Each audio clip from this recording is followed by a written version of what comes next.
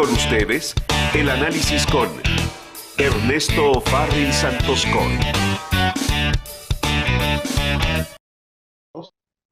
Gracias. A ver, saludo a Ernesto Farril Santos Coy. ¿Cómo estás, Ernesto?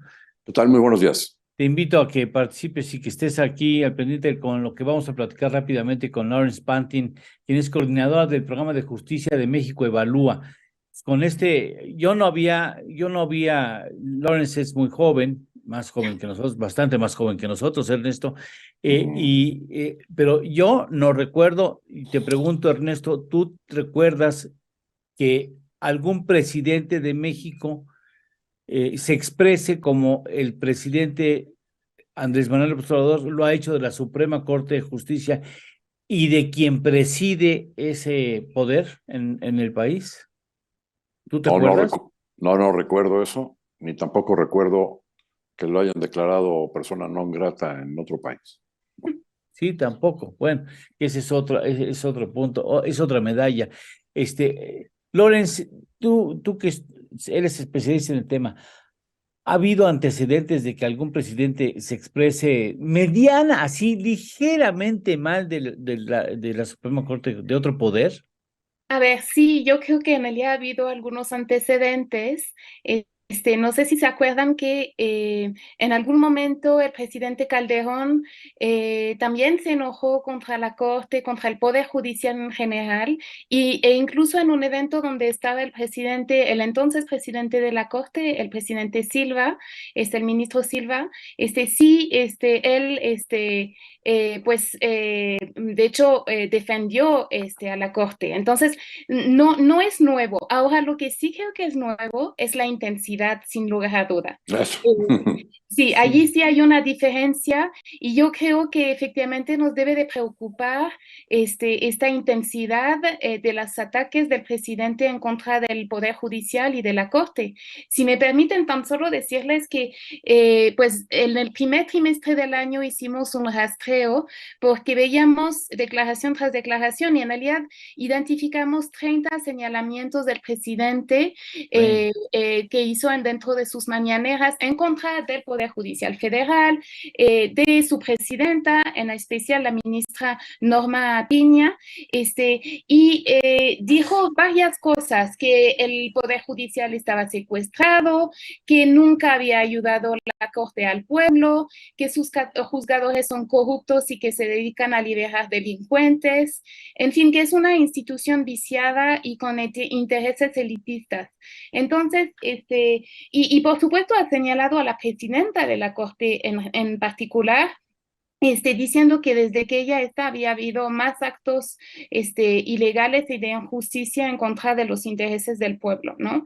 Entonces, nos parece que sí está pasando algo y es importante señalarlo, porque primero estos ataques tienen consecuencias. Las palabras del presidente no son inocuas, ¿no? Es el máximo representante del Estado y cuando él critica de esta manera a la presidenta del Poder Judicial, pues tiene por consecuencia que ella está recibiendo ahora amenazas a su vida, que eso sí es algo también inédito y que nos debe de preocupar a todos.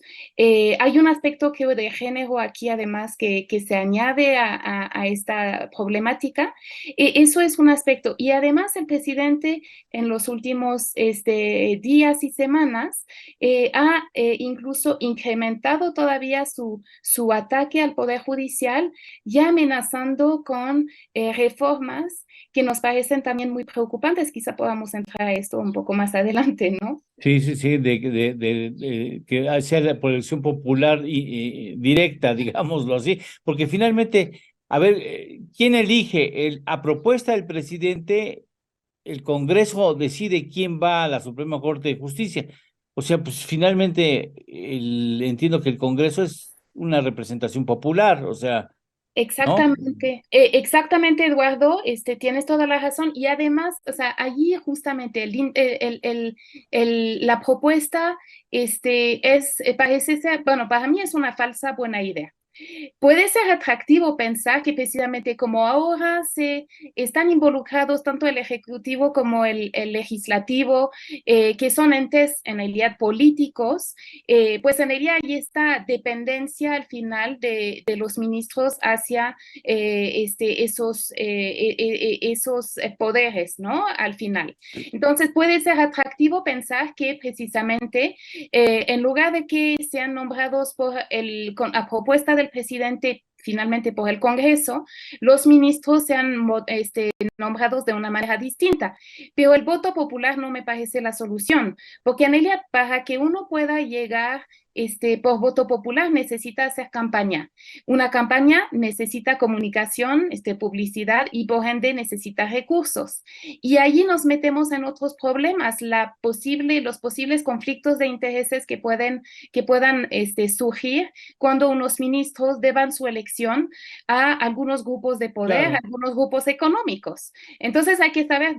O el crimen organizado, ¿no? O Claro, al pues sí. crimen...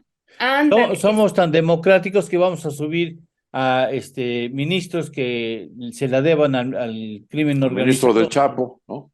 Sí, pues un ministro del Y, Chapo.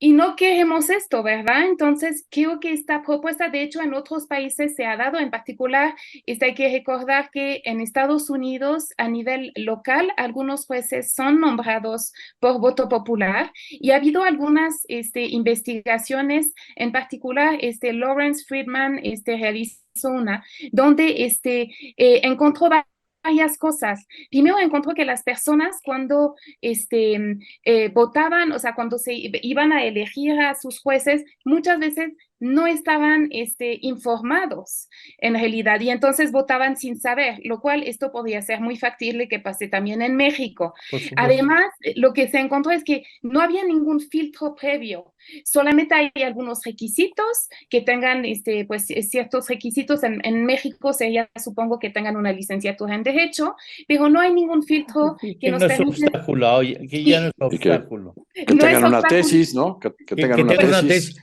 que la hayan pirateado de manera correcta. correcta, sí. Bueno, efectivamente, y entonces hay un tema de que no existen mecanismos para evaluar los méritos o la idoneidad de los candidatos que se eligen. Entonces, y en las propuestas que se han puesto sobre la mesa tampoco existen estos filtros. Por eso nos parece que si queremos mejorar el nombramiento de los ministros, no va por allí.